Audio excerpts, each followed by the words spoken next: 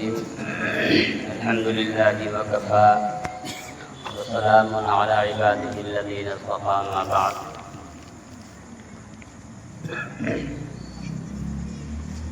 حضرات علماء کرام،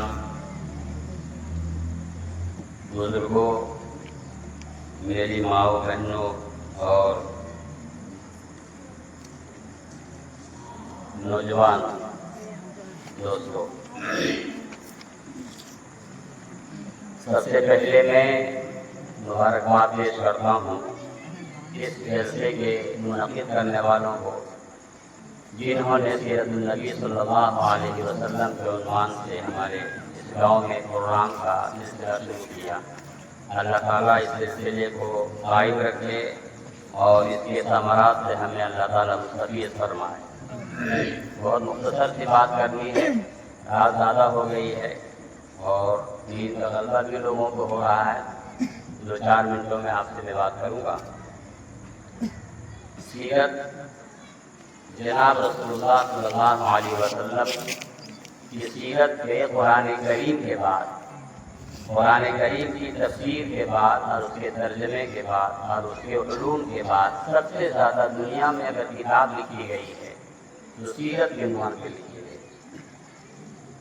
جناب رسول اللہ صلی اللہ علیہ وسلم کی زندگی کے مختلف گوشوں کا احاطہ صرف مسلمان ہی نہیں بلکہ دنیا کے بڑے بڑے یہودیوں نے، بڑے بڑے عیسائیوں نے، بڑے بڑے ہندوؤں نے، بڑے بڑے ملحدوں نے جمع کیا. اور آج انگریزی دنیا میں، امریکہ میں، فرانس میں، جاپان میں، کینیڈا میں، ایشیا میں سب سے زیادہ مسلمان سیرت کے مطالعے سے ہو رہے ہیں قرآن کریم کے بعد. میں نے آج سے تقریباً 25 سال پہلے ایک کتاب لکھی تھی. اس کتاب کا نام تھا روشنی کی طرف. اس میں 26 عیسائیوں نے اسلام قبول کیا. اس میں ترجمہ ہے، ترجمہ اور اس کتاب کا بنگلہ میں ترجمہ ہوا ہے، ہندی میں ترجمہ ہوا ہے. اس میں اکثر وہ لوگ ہیں، BBC کا اس میں تھبیہ بھی ہے، اس کا نام اس وقت مجھے یاد نہیں ہے. اکثر وہ لوگ ہیں جو قرآن کریم کو پڑھ کر کے یا سیرت پڑھ کر کے مسلمان ہیں. ہمارے معاشرے میں 2 چیزوں کی ضرورت ہے، مسلمان بستیوں میں اور مسلم سماج میں 2 چیزوں کی ضرورت ہے. ہمارا علماء یہاں بیٹھے ہوئے، ایک تو تفسیر قرآن کریم کا. قرآن کریم کے جو آیات ہیں جو امام صاحب پڑھتے ہیں، جو حافظ صاحب تراویح میں پڑھتے ہیں، اس کے کچھ نہ کچھ معانی آپ جان سکیں. اللہ تعالیٰ سورہ بقرہ میں کیا کہہ رہا ہے؟ آج امام صاحب نے آل عمران شروع کیا. اللہ تعالیٰ آل عمران میں کیا کہہ رہا ہے؟ سورہ مائدہ میں کیا کہہ رہا ہے؟ جس محلے میں اور جس علاقے میں مدرسہ قائم ہے وہاں کے کم و بیش 50% نوجوانوں کو جو بزنس کرتے ہیں، وہ نوجوان جو کھیتی باڑی کرتے ہیں، ہماری خواتین جو گھروں میں کام کرتی ہیں، ہمارے وہ نوجوان جو دوسرے کاموں میں مصروف ہیں، ان کو بھی معلوم ہونا چاہیے کہ اللہ تعالیٰ سورہ مائدہ میں کیا کہہ رہا ہے. اسی طریقے سے ہمارے نوجوان دوستوں کو اور ہمارے بھائیوں کو، بہنوں کو معلوم ہونا چاہیے کہ جناب محمد رسول اللہ صلی اللہ علیہ وسلم کی سیرت طیبہ کیا ہے. اور یہ سلسلہ شروع کیا ہے کہ مجھے بہت خوشی ہے. میں صرف 2-3 باتیں کہوں گا. آقا سے آپ محبت کیوں کریں؟ آپ کو اپنے نبی جناب محمد رسول اللہ صلی اللہ علیہ وسلم سے عشق کیوں ہو؟ آپ اسے کیوں کر محبت کریں؟ کیا اس کی وجہ ہے؟ اس کا ایک عقلی طور پر میں آپ کے سامنے بات رکھتا ہوں. ایک انسان دوسرے انسان سے محبت جو کرتا ہے، اس کی جو تقاضے جو ہوتے ہیں، اس کی 4 وجوہات ہیں، 4 بنیادیں ہیں دنیا میں. کتنے ہیں؟ 4. نمبر 1 احسان. میرے اوپر کسی نے احسان کیا، مجھے اس محسن سے محبت ہو جائے ہوگی۔ میں بیمار ہوا، کوئی میرے اسپتال پہنچ گیا بیمارداری کے لیے، مجھے اس سے محبت ہو جائے۔ میں فاقے میں ہوں، میرے گھر میں کھانے میں کوئی چیز نہیں ہے، میرے گھر کوئی کھانے کا سامان پہنچاتا ہے، مجھے اس سے محبت ہو جائے۔ مجھے کسی چیز کی ضرورت ہے، وہ ضرورت کا سامان لے کر کے ہمارے گھر میں کوئی پہنچ جائے، مجھے اس سے محبت ہو جائے۔ دشمن مجھ پر حملہ کرتا ہے، مجھے آ کر کے وقت پر بچا دیتا ہے، مجھے اس سے محبت ہو جائے۔ مجھے کامیابی کی طرف لے جاتا ہے، نقصان سے بچاتا ہے، مجھے اس سے محبت ہو جائے۔ احسان کی بنیاد پر ایک انسان دوسرے انسان سے محبت کرتا ہے، بات سمجھ آئی؟ ہم کسی کے ساتھ اچھا کریں گے، وہ مجھ سے محبت کرتا ہے۔ تو محبت کی پہلی بنیاد اور پہلی وجہ انسان کے سماج میں، معاشرے میں کیا چیز ہے؟ احسان۔ دوسری وجہ کیا ہے؟ دوسری وجہ محبت کی، ایک انسان کو دوسرے انسان سے جو محبت ہوتی ہے، دوسری وجہ ہے وہ ہے قرابت۔ ایک ماں کو اپنے بیٹے سے محبت کیوں ہوتی ہے؟ قرابت کی بنیاد پہ، رشتہ داری کی بنیاد پہ۔ سب سے زیادہ دنیا میں قریب ترین رشتہ ماں بیٹے کا رشتہ ہے، ماں باپ کا رشتہ ہے، بیٹے اور باپ کا رشتہ ہے، بیٹے اور ماں کا رشتہ ہے۔ سب سے زیادہ محبت ایک انسان کو اپنی ماں سے ہوتی کہ نہیں ہوتی؟ سب سے زیادہ محبت ایک انسان کو اپنے باپ سے ہوتی کہ نہیں ہوتی؟ قرابت کے بنیاد پہ ایک انسان دوسرے انسان سے محبت کرتا ہے۔ دو وجہ سمجھنا ہے۔ تیسری وجہ کمال۔ کس کی وجہ کیا ہے؟ کمال۔ ایک نوجوان یہاں بیٹھے ہوئے بہت اچھا کوئی کھیل کھیلتا ہے، اس سے محبت ہو جاتی ہے۔ بہت اچھا کوئی گانا گاتا ہے، اس سے آپ کو محبت ہو جاتی ہے۔ بہت بڑا سنگر ہے دنیا کا، آپ کو اس سے محبت ہو جاتی ہے۔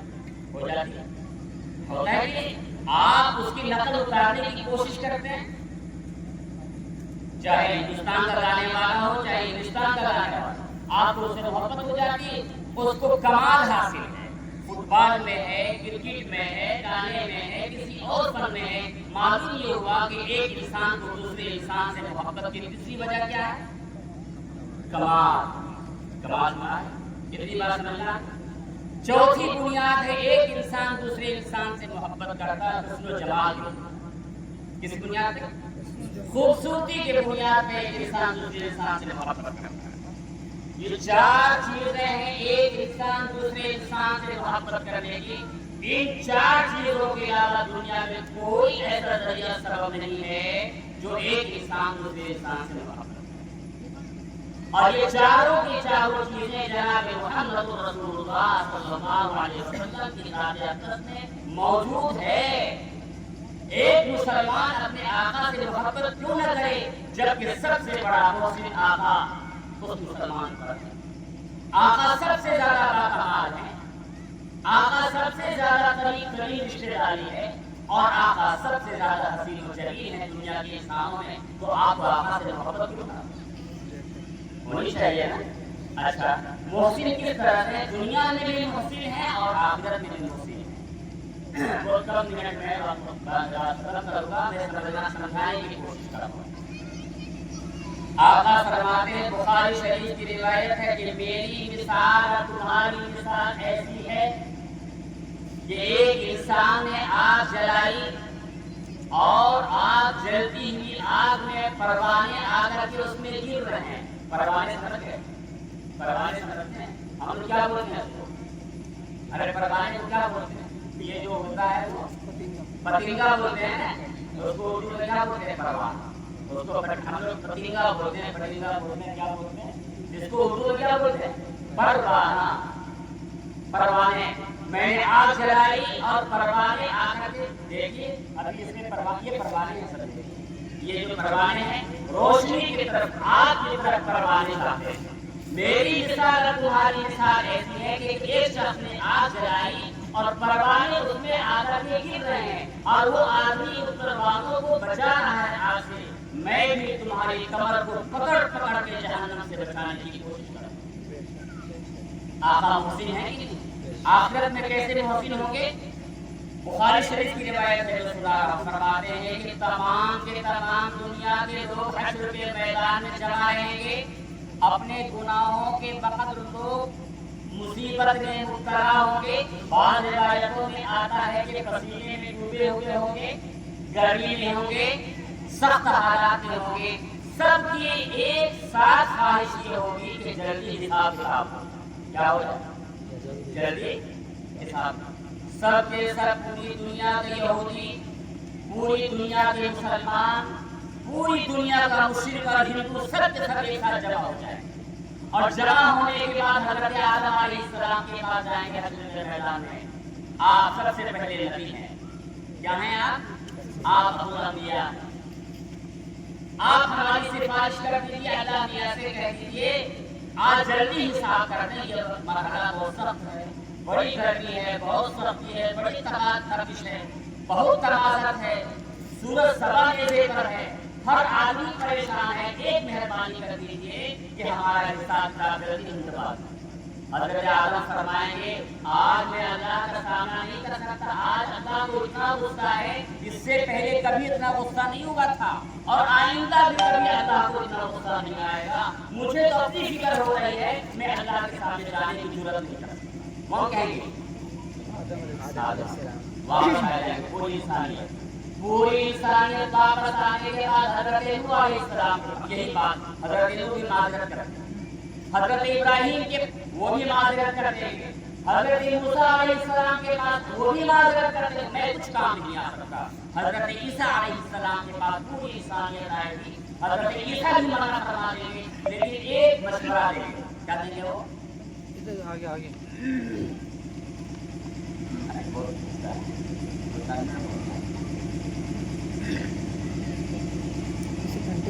एक मशवरा देंगे हजरत ईसा अलैहिस्सलाम,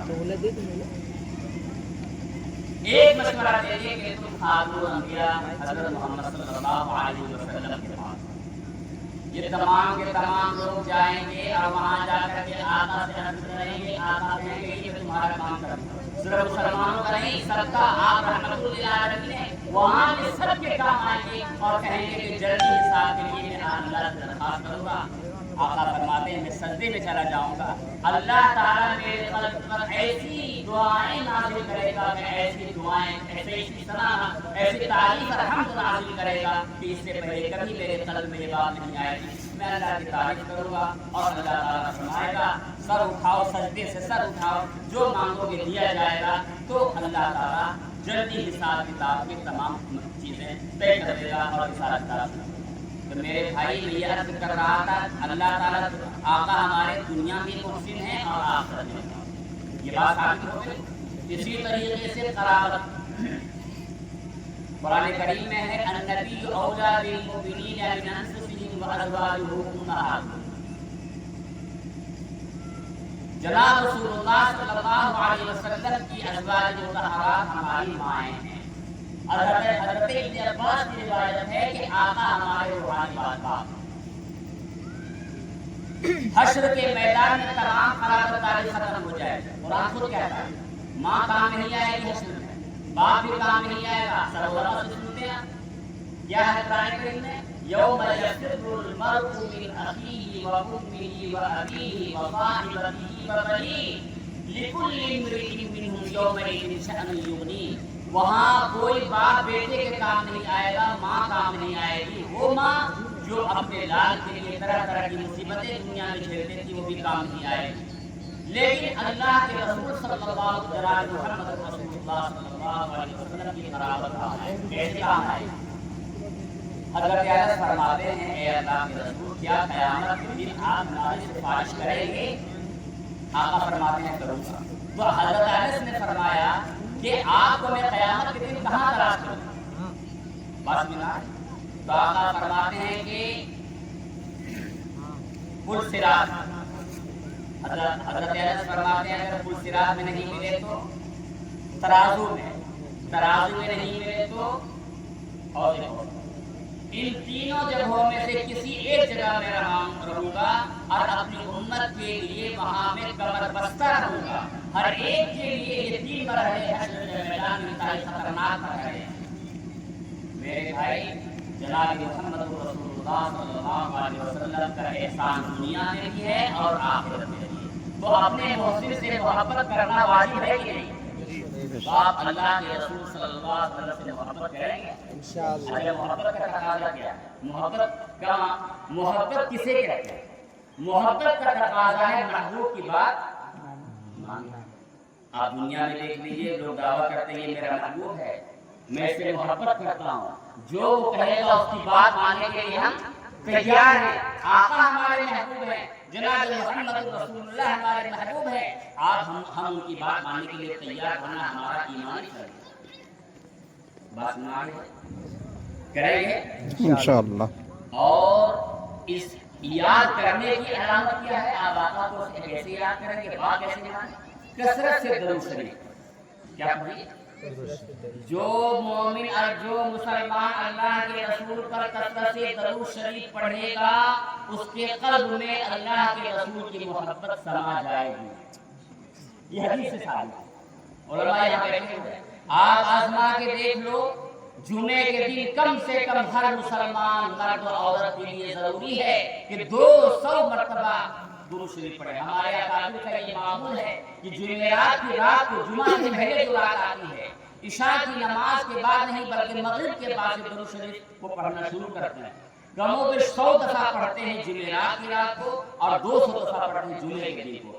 آج یہ وعدہ کیجئے کہ ہم جمعرات کی رات کو بھی اور جمعے کے دن بھی کم سے کم 300 دفعہ درود شریف انشاءاللہ پڑھیں گے۔ آپ پڑھ کے دیکھو، احادیث میں آتا ہے کہ آپ کو آقا کی زیارت ہونے لگے، آپ کے درود شریف کو آقا کی خدمت میں پیش کیا جاتا ہے، فلاں ابن فلاں، یہ عبدالرحیم صاحب بیٹھے ہوئے، عبدالرحیم ابن فلاں جو فلاں کا رہنے والا ہے، آپ کو درود شریف بھیجا ہے، آقا کی خدمت فرشتے پیش کرتے ہیں۔ اور انسان کو، مومن کو اللہ کے رسول سے محبت کا سب سے بہترین شارٹ کٹ راستہ جو ہے، سب سے مضبوط ترین راستہ ہے وہ درود شریف۔ آج سے یہ فیصلہ کیجئے کہ ہم درود شریف کا اہتمام کریں گے۔ ہم اپنی ماں بہنوں سے بھی میں کہوں گا کہ اپنے جمعرات کی رات اور جمعے کے دن کثرت سے درود شریف کریں۔ بات پوری ہو گئی، اب 2 باتیں رہ گئی، وہ مختصر میں کر کے بعد میں ختم کروں گا، وقت زیادہ ہو گیا۔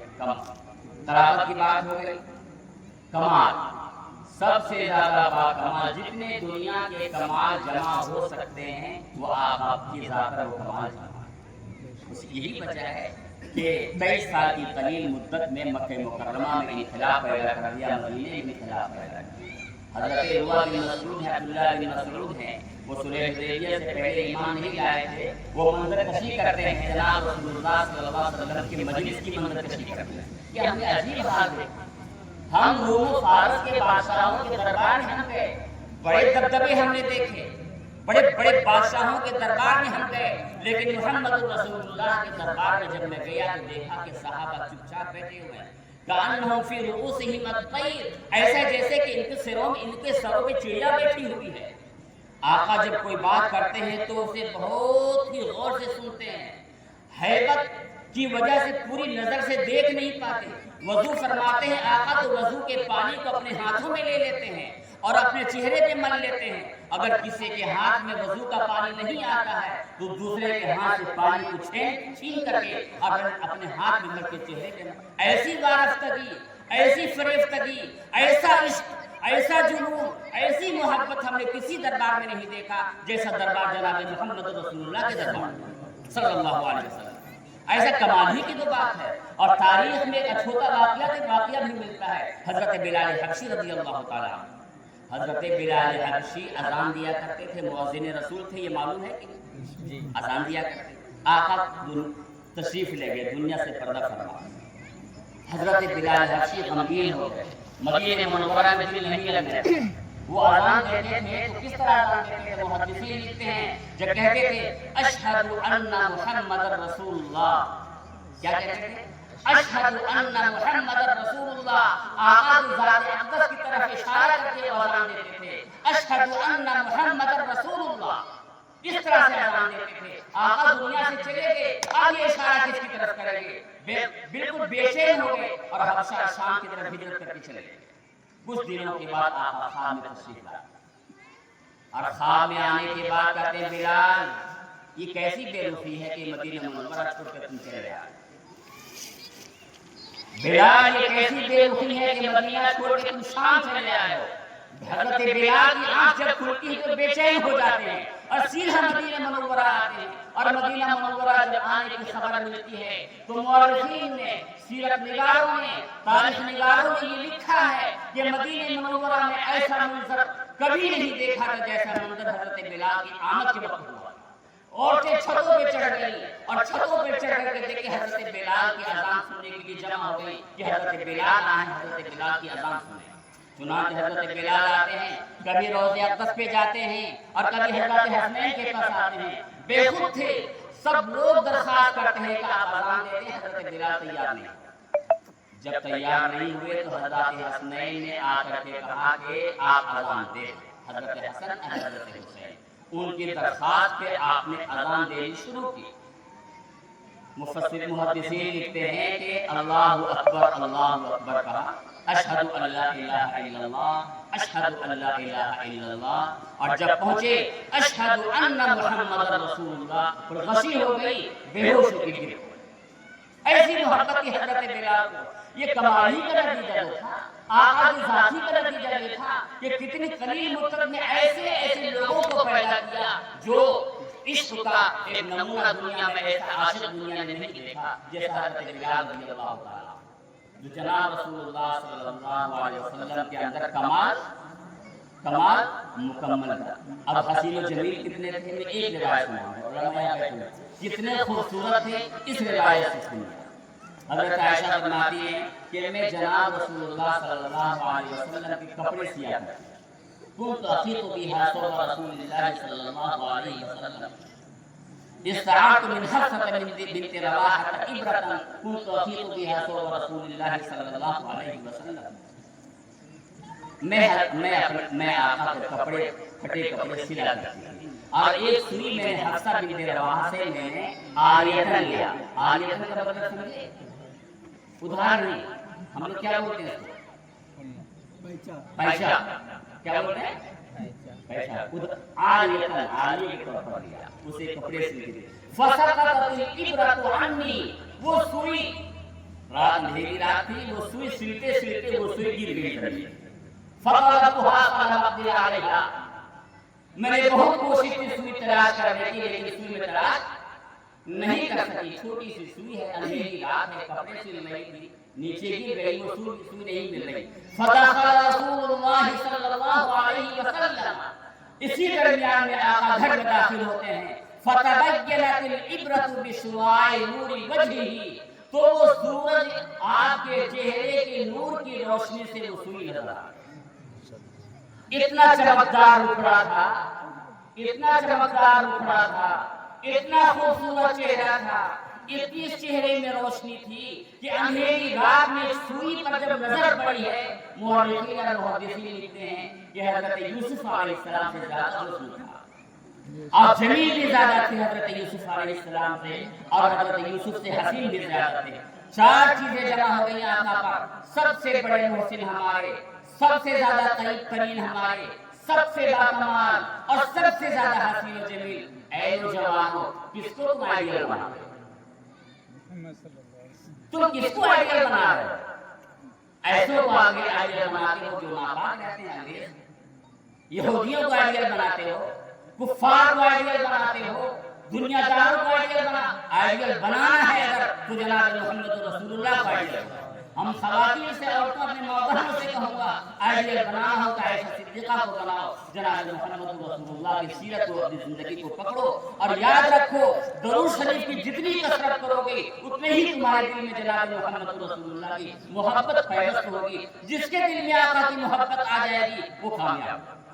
اللہ تعالیٰ ہمیں کہنے سے زیادہ عمل کرنے کی توفیق نصیب فرمائے۔ انہی چند باتوں کے ساتھ اپنی بات میں ختم کرتا ہوں، وقت زیادہ لے لیا، انشاءاللہ پھر دوبارہ مجلسیں ہوں گی تو پھر بیٹھیں گے انشاءاللہ۔ باقی دعوانا الحمدللہ۔